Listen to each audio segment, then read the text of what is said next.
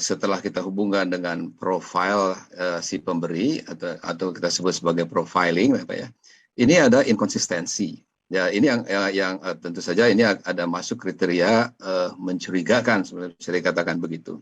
Yang ketiga adalah penerima, Pak. Penerima ini sebetulnya seandainya mungkin penerimanya adalah Departemen Sosial misalnya, apakah lembaga-lembaga yang secara tupoksi dapat menerima sumbangan seperti ini, misalnya yang terkait dengan katakanlah Satgas COVID misalnya atau BNPB dan lain sebagainya, mungkin tidak akan menimbulkan persoalan yang terlalu berarti buat kita.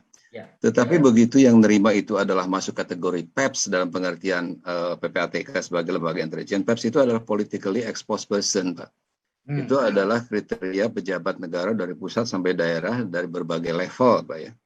Yang memang merupakan suatu person yang kita anggap sensitif, Pak. Yang harus kita klarifikasi seandainya terkait dengan transaksi-transaksi seperti ini.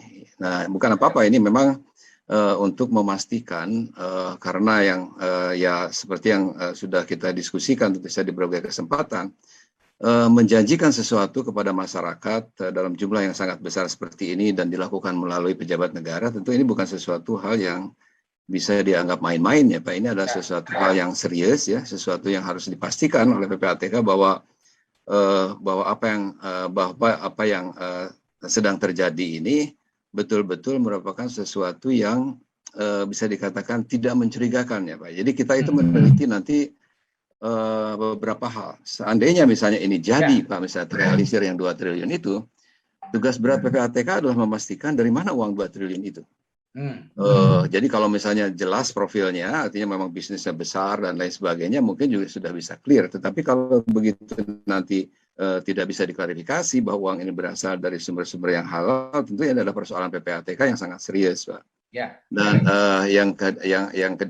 yang kedua, seandainya ini tidak terjadi, tentu saja ini adalah bisa dikatakan suatu pencideraan ya, tentu ya saya tidak menggunakan istilah Pak Hamid ya, tetapi saya lebih cenderung menggunakan istilah-istilah yang biasa kita pakai bahwa ini adalah persoalan yang terkait dengan mengganggu integritas. Kalau PPATK bahasanya adalah karena tugas kita aja menjaga integritas sistem, adalah mengganggu integritas pejabat tentu saja yang terkait, dan terkait juga dengan masalah integritas sistem keuangan pada dalam konteks bahwa bahwa sistem keuangan yang di Indonesia ini tidak boleh dipakai untuk, bisa dikatakan tidak boleh dipakai untuk main-main, apalagi untuk melakukan suatu kejahatan.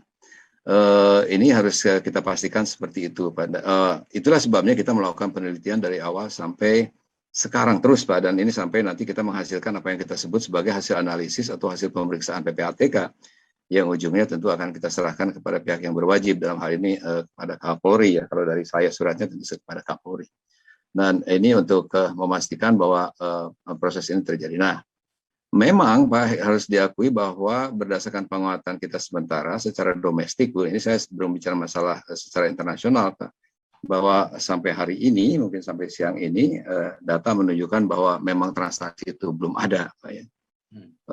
Itu yang sudah bisa dikatakan sesuatu hal yang kita bisa monitor secara langsung oleh PPATK, karena PPATK memang memiliki akses langsung kepada sistem keuangan kita, Pak, untuk memastikan bahwa sebagai contoh nih Pak, kalau ada transfer uang sebesar ini, itu sudah kewajiban lembaga keuangan dalam hal ini Bank untuk sesegera mungkin melaporkan kepada PPATK sebagai suatu transaksi keuangan yang mencurigakan. Bukan ini ya, jangan salah paham dulu Pak, ini belum tentu menjadi suatu kejahatan, tetapi ini adalah sesuatu transaksi keuangan yang mencurigakan yang harus dianalisis dan diperiksa oleh PPATK.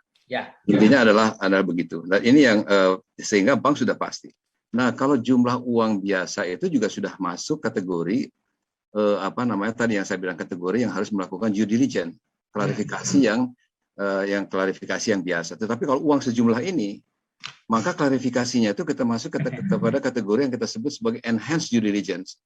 Jadi yang namanya due diligence-nya itu, pemeriksaannya itu harus diperluas, Pak, diperlebar gitu. Jadi segala aspek dari transaksi itu harus kemudian diteliti oleh bank dan kemudian dilaporkan ke PPATK untuk dilakukan.